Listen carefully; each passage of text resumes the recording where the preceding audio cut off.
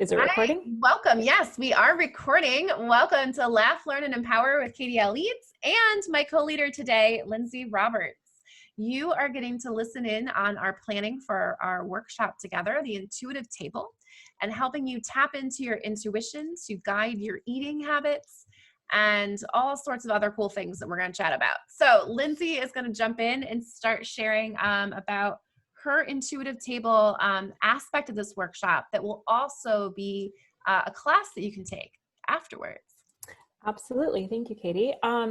So I have a lot of things that I like to talk about with clients about how you tap into your intuition when it comes to selecting foods, deciding what to cook, and then eating. So I often start during the day myself by thinking, how hungry I am I? What do I feel like? And then that can kind of help guide you a bit further. And, I'm not going to lie, sometimes I feel like junk food. And then I have to think, well, how can I make that healthier? Like, is eating that bag of potato chips really the best choice for me? Am I going to feel good after that? And usually the answer is no, if I'm being truthful with myself. So I think, well, maybe I can make some oven chips or something a bit healthier. So I like to play along with that. And so I think there's room for junk food, but you're deciding when and how often. And so it's important to ask those questions. And then next, when it comes to cooking, sometimes when you're cooking, you can choose to make a second helping or double and freeze half of it or put it in the fridge so you have some for later. Or is just cooking one serving really the next best step for you so that you're in and out of the kitchen quickly and you have a great, delicious, nutritious meal and you can go back to whatever you were doing. Another thing to consider with that is, do you have the time for full homemade? Is it going to be semi-homemade, store-bought, eating out? So think about how all these things come into play. And then when it comes to ingredients, I tend to go for local, seasonal, organic, but that's not always feasible. So really looking what's in your fridge, seeing what's available in your own house and then outside your house, maybe a bit of planning on the weekend if you have time. And one of my favorite things and most important things is to check in with your emotions and your stress levels. So just spend a few seconds like thinking, am I stressed out right now? Do I have a work deadline? Do I need to have lunch in 20 minutes, but the thing that I want to eat is going to take an hour and that's not really feasible? Are you feeling happy, joyful, depressed? So think about how you're feeling, and that will also help guide you. I love that you talk about the feelings and emotions and doing it right when you wake up. I think that's a huge part of tapping into your intuition in the morning is just to do a self check-in. And Absolutely. I think of, little kids when they wake up and you're like, man, that kid's so grumpy. Like he didn't sleep last night, but we don't check in with ourselves as adults. Yeah. And I do that every morning. I check in and think, do I need breakfast right now? Like sometimes I'll wake up super hungry, but I also realize I ate dinner at 9:00 last night. Maybe I try to use that intuition of letting me know, okay, I'm feeling this hunger pain, but I did just eat. Is that maybe my invitation to have a cup of coffee and fast a little bit longer so I have more of a window between the last meal that I had and waking up? And I also like to use it when I wake up and think, man, I really want junk food this morning. It's a great opportunity for me to check in emotionally and be like, well, what's missing in your life, Katie, that you woke up thinking about the Reese's candy bar that's in the candy bar for Halloween? Absolutely. Yeah. I think it's important to have those check-ins. Great if you can do it in the morning, and even better if you can involve a few minutes of meditation. But then I think it's also important before each meal, just spend a couple seconds really thinking like, what's going on here? Yeah. So when I think about our workshop and you mentioned the meditation, we want to provide a guided meditation for us to start out our workshop, to get our heads in the right space, to be able to connect with our inner intuition. So that will be in our workshop. as well. We'll be sharing a little bit more of our stories and how we use intuition, but like, what does it mean, this mysterious intuition? Because Absolutely. we know it's real, because we felt it, women, it's especially, and then it happens. And so we know that we're tuned into something. Everything is giving off an energy. Like, we are intuitively making more decisions than we realize.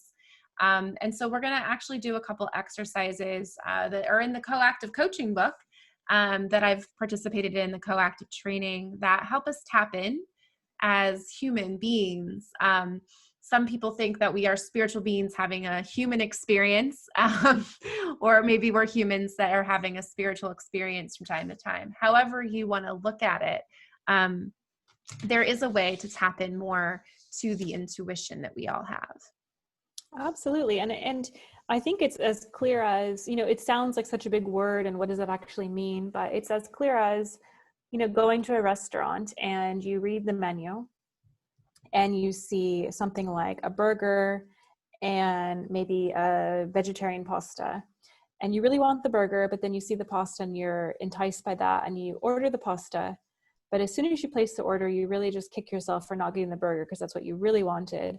And you spend the whole rest of the meal disappointed, and then the meal comes to the table and you're still disappointed because it's not what you really wanted. And it's that simple. Your intuition is telling you really wanted the burger, and you thought, oh, it's maybe too unhealthy, I'll have the pasta. And it's that simple. So you can just practice little things like that every single day. Do I want the apple or the orange? What do you really want? I love that. And I have a visualization exercise that's coming to mind that will be fun for our workshop, for people to actually just step through, like, their best meal of their life and what would be included, what they would choose versus not choosing. I love the way that you describe that happening with like a order at a restaurant, because I like to use the intuition of my wait staff. So if you're tuning in right now and you've had the pleasure of letting me tip you, hopefully tipped you well enough that you are loving this right now and listening, I like to get you involved. I like to ask you, like, here's where my thoughts are. What do you guys think? I'll tell you what, waiters and waitresses, bartenders, service industry, you guys have great intuition. And if that intuition is, I'd like you to buy the most expensive thing on the menu, like, you crush helping me lean into that intuition. And if your intuition is to be in service and say, I think she really wants the salmon, even though it's cheaper than the steak. I feel like I get a good sense there. Even if they say the opposite of what I pick, it's like I have an opportunity to just check in and speak it out loud. That's probably the ADD in me. I like to involve other people. Absolutely. It's thoughts going on in my head, but I've never thought about that as being intuition. Yeah. And it's like this collective thought process, really, that we know some meditation specialists think about and explain how we're all interconnected. And, even if you're at a restaurant per se, like, you can look at what all the other diners are eating, what looks good. Sometimes that helps you decide what you should order because it looks really enticing. And so all these little things really are your intuition, but it's not necessarily labeled as that when you're talking about it. Yeah. So when you talk to people about this intuitive table, what is the goal? Is the goal to lose weight, to eat healthy? Where is the mindset there? Well, I think ultimately the goal can be whatever you want it to be. I'm not necessarily prescribing anything for anyone. For myself, it means mostly eating healthy most of the time, choosing seasonal, local, and organic, and freshly prepared foods that I make because I'm a culinary teacher and I enjoy that. But that's not the same for everyone. Some people love just store-bought, that works with their lifestyle, or eating out, or a combination of the two. So I think what it boils down to is firstly recognizing what makes a meal good to you or for you. Do you need, does it need to be homemade? Do you need, what kind of ambiance? Do you want cloth napkins? Do you want a tablecloth? Do you want to eat off your best plates? Are you happy with paper plates and plastic forks, or takeaway boxes? So really, I think it's different for everyone. But your intuition will tell you what you really want when you're paying attention. Yeah, I love that you also that this like I'm hearing like live, love, eat, pray in this. Like you're gonna use your intuition to decide like how the fuck you want to live your life, how you want to eat. And because we have all kinds of different ways that we can diet or eat that we should say, or one is healthier versus the other. And you've studied with Jamie Oliver, so you've got some really interesting background and how you Yeah. think about what food could be healthy and how that can be healthy for you. And we'll talk more about that in our workshop. But I love this intuitive table, and why I wanted to do this workshop with you is because the goal is that you have a better understanding of you and what you want on your table, how you want your table to look, what you want to be included, what you don't want to be included. If you don't want to cook 7 days a week, then you're just not going to do that. And then from there, developing that awareness around your intuition. Like, is my intuition saying like this burger is really good for me? Is my intuition saying like I've had a shitty fucking day? And that's a nice awareness level for you. And what you decide to do with that next is your choice. Is that deciding, okay, my intuition says I need some fucking information on nutrition. I need a meal plan, like deciding what that next step is for you. And I think using that for the holidays, even in January when some people are like ready to go, like gung ho, this work of understanding what works for you in like a perfect world and having an opportunity to envision, because we're going to do some meditating and some visioning of like what you really want at that table, and what about it is satisfying and what about it brings you pleasure. You know, pleasure is such a taboo word, but food is pleasure. We should be able to enjoy it. But we also want to be able to tap into our intuition when it's telling us like you're seeking the wrong pleasure in this cheeseburger. Yes. You know, I want to say you need to come to a point that you indulge without guilt, but then you need to start questioning yourself if it's burgers and French fries every single day for 2 or 3 meals, or every day for dinner. You know, like then you need to start thinking about, well, maybe there's a nutrition piece that I might need. But I think it's important to have a belief that, you know, there's once in a while celebratory foods and then there's everyday foods.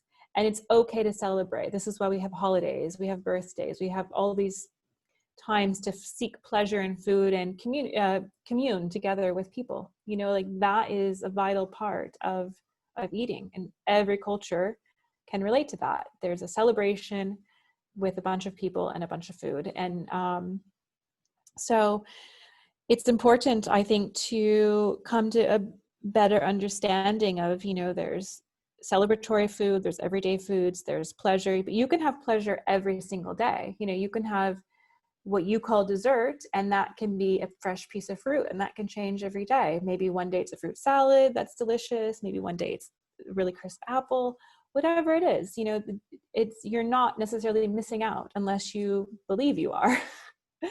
So it's a mindset shift as well, I think. Yeah, absolutely. So I'm excited about this 2-hour workshop that we're putting together. Anything else you want to share for people as they're listening to this bonus episode on what they can expect? I know you've got some really cool giveaways for them. You want to talk about those? Yeah, I'm putting together a really lovely recipe pack that people can easily duplicate and follow from home. My background is teaching and earning a master's in gastronomy in Italy, which is a place that I absolutely love. So I've put together an Italian themed menu because I just love the celebratory factor of Italian cuisine and, you know, the different courses. And it's not going to be necessarily traditional Christmas, but it's a lovely meal that you could have for Christmas or New Year's or really any time of year. So I'm excited to have that as a giveaway, and I think it will be enjoyed by anybody who decides to make the recipes.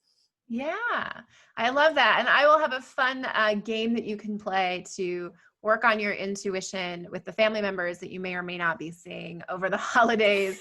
And if you are on Zoom for the holidays, this is a great way to use your intuition and to practice it, because it actually will help you build a little connection even though you're on a screen. So looking forward to it. Do we have a date for this workshop? I couldn't remember. How I did write down, but I don't know if it's changing. I did write down Sunday, the 6th of November, but that's so close that I don't know if there's enough time for signups. Yeah, I thought I had that on there too, and then I had January on my calendar, and so then I'm like, I have to ask her what I was doing. Well, I don't know. I mean, if it was January, then it would be more of like maybe like a Valentine's dinner, or just a winter dinner to have, which is fine. There's nothing wrong with that. I don't know. There's no point in rushing things if we only have like 1 to 4 signups. I believe.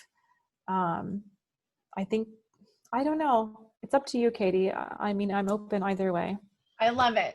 So we'll push out some information on the intuitive table. We'll have a date for you by the time you listen to this episode. It'll be on all the things.